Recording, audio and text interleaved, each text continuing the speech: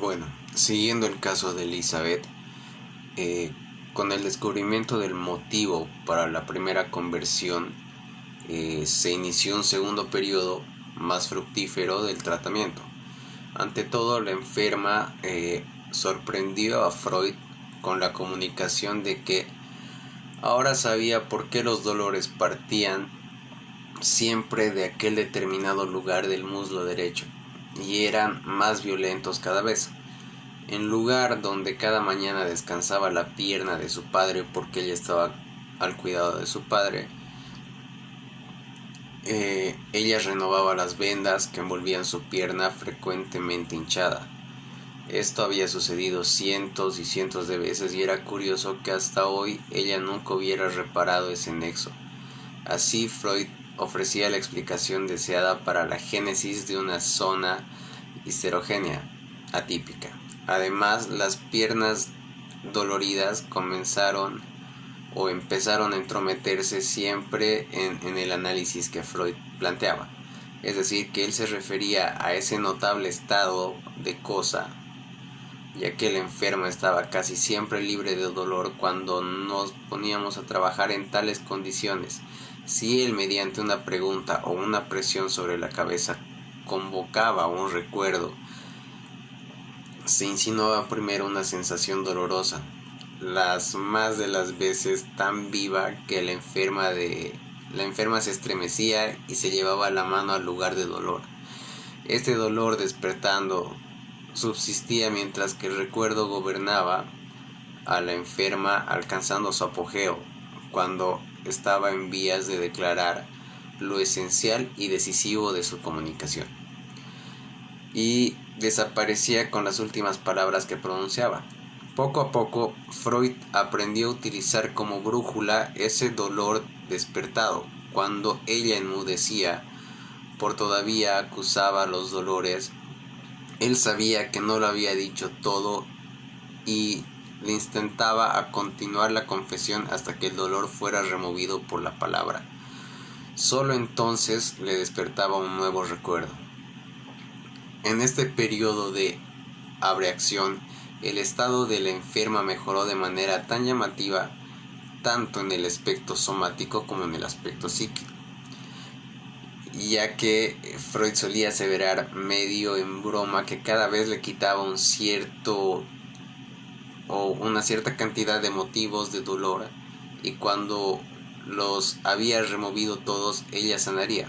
Pronto llegaría a pasar la mayor parte del tiempo sin dolores, es decir, consistió en caminar mucho y abandonar el aislamiento hasta que entonces mantenía el curso del análisis, ya que obedecía y también ora a las oscilaciones espontáneas de su estado, es decir, también ora a la estimación sobre donde creía que se hallaba un fragmento aún no agotado de su historia de padecimiento. En esta tarea Freud obtuvo algunas percepciones interesantes, ya que cuyas enseñanzas hallaba confirmadas más tarde en otros enfermos. En primer lugar, por lo que respecta a las oscilaciones espontáneas, en verdad no se producía ninguna que no hubiera sido provocada asociativamente por un suceso del día. Una vez había enterado de cierta enfermedad contraída por alguien del círculo de sus conocidos, y por un detalle le recordó a la de su padre. Otra vez había estado de visita el hijo de su difunta hermana, y el parecido le revivó el dolor por la muerta.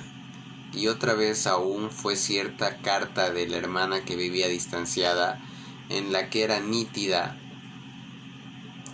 la influencia del cuñado desconsiderado, la que demandó la comunicación de una escena familiar todavía no referida, como ella nunca presentaba dos veces la misma ocasión de dolor. No parecía injustificada la expectativa de agotar tal suerte de acopio, y en modo alguno él se resistía a que se pusiera en situaciones aptas para evocar recuerdos nuevos.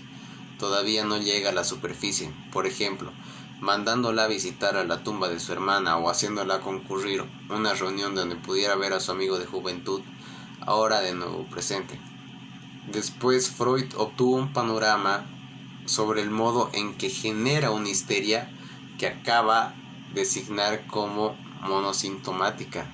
En efecto, él halla que la pierna derecha se dolía en el curso mientras él hacía la hipnosis, es decir, cuando se trataba de recuerdos del cuidado de su padre enfermo, del trato con aquel compañero de juventud y otras cosas que caían dentro del primer periodo del tiempo patógeno, mientras que el dolor se anunciaba en la otra pierna, la pierna izquierda. Tan pronto le despertaba un recuerdo sobre la hermana difunta, los dos cuñados, en suma, una impresión de la segunda mitad de su historia de padecimiento, alertado por este comportamiento constante, Freud se puso a indagar y obtuvo la impresión de que esa especificación era aún mayor, como si cada nueva ocasión psíquica de sensaciones dolidas se hubiera enlazado con un diverso lugar de áreas dolorosas de las piernas. El lugar originariamente doloroso del muslo derecho se había referido al cuidado de su padre. A partir de ahí, el ámbito de dolor había crecido por aposición, desde nuevas ocasiones traumáticas de suerte, que aquí en rigor no se estaba enfrente a un síntoma corporal único, que tendría que enlazarse con múltiples complejos miméticos psíquicos, sino a una multiplicidad de síntomas similares que al abordaje superficial parecía fusionados en un solo síntoma. Obviamente es cierto que no es deslindar las zonas de dolor correspondientes a las diversas ocasiones psíquicas, sino que lo hace porque halla la atención de la enferma por completo extrañada de tales vínculos. Ahora bien, preste más amplio interés en que todo complejo sintomático de la abasia pudo edificarse sobre zonas dolorosas, y con ese propósito formula diversas preguntas de dónde provienen los dolores al andar de pie o estar sentado, que la paciente respondió en una parte en que mediaría influjo en parte bajo la presión de su mano. De ahí resultaron dos cosas. Por un lado, se agrupó que todas las escenas conectadas con impresiones dolorosas, según que ella hubiera estado o sentada o de pie, así por ejemplo estando de pie junto a una puerta, como el terror de quedarse sentada. A este primer terror estando de pie le seguían otros recuerdos hasta llegar a la escena terrible en que de nuevo se quedó parada, como presa de un hechizo frente al lecho de su hermana muerta.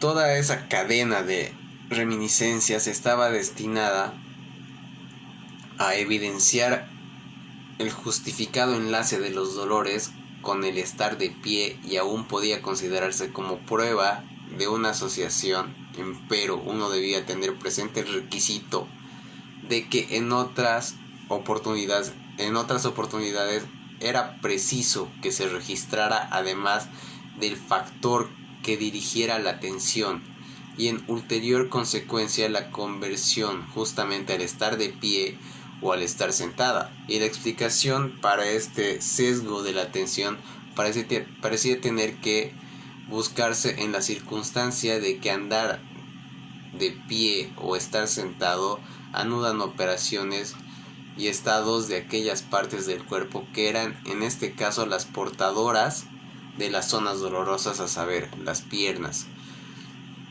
De ese modo resultaba más fácil comprender el nexo entre la atasibasia y el primer caso de conversión en este historial clínico. Entre las escenas que conforma esta recapitulación, habría vuelto doloroso el caminar. Resaltó la caminata que hizo aquel lugar de restablecimiento junto con un grupo nutrido de personas y que presuntamente había sido demasiado extenso. Las circunstancias más detalladas de este episodio se revelaron solo de manera vacilante y dejaron muchos enigmas sin solucionar. Estaba ella y dejaron muchos enigmas de tal manera particular de forma sentimental, de buena gana, que se unió al círculo de personas amigas. Era un bello día, no era demasiado caluroso, su mamá permaneció en casa, su hermana mayor ya había partido de viaje y la segunda no se sabía mucho. Se sentía bien, pero no quiso estropearle el disfruto. El marido de esta hermana declaró al comienzo que quedaría junto a una mujer y después marchó también por amor de ella. A Freud le pareció que esta escena tenía mucho que ver con la primera emergencia de los dolores, pues ella se acordaba de haber regresado de paseo muy cansada y con fuertes dolores. Pero esta no se manifestó con seguridad sobre sí, ya que lo había sentido antes. Ya que de haber sentido dolores considerables, era difícil que se resolvería a compartir esa larga jornada. A la pregunta sobre que en ese paso, esa larga jornada, había provocado dolores, es decir, que recibía la respuesta no del todo transparente de que el contraste entre su soledad y la dicha transparente y conyugal de su hermana enferma, que la conducta de su cuñado le ponía de continuo ante los ojos y que le habría dolido. Otra escena muy próxima en el tiempo a la anterior desempeñó un papel en el enlace de los dolores en el estar sentado. Fue algunos días después que su hermana y su cuñado ya habían viajado. Ella se hallaba excitada, añorada, y se levantó por la mañana temprano. Dirigió sus pasos hacia una pequeña colina hasta un lugar que solía frecuentar junto y ofreció un espléndido panorama. Y ahí se sentó, absorta en sus pensamientos sobre un banco de piedra. Sus pensamientos volvieron a dirigirse a su soledad, el destino de su familia, el ardiente deseo de llegar a ser feliz como su hermana lo era, y confesó en ella desembosadamente. De esa meditación matinal regresó con fuertes dolores y la tarde de ese mismo día tomó el baño, tras el cual aquello lo sobrevivieron de manera definitiva y duradera. Con la precisión se averiguó además de que los dolores al caminar y estar de pie solían calmarse en un comienzo al yacer, solo cuando, anoticiada del agravamiento de su hermana, hubo partido al atardecer, y de esa noche martirizaron además la preocupación por su hermana.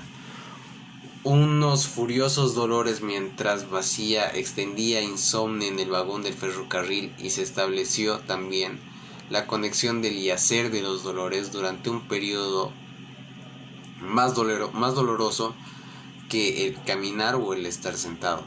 De suerte, en primer lugar, la zona dolía crecía por aposición, pues cada nuevo tema de eficacia patógena investía una nueva región de las piernas. En segundo lugar, cada una de las escenas impresionantes había dejado atrás sin una huella, pues producía una investidura permanente que se acumulaba, y más de las diversas funciones de las personas y un enlace de esas funciones con las sensaciones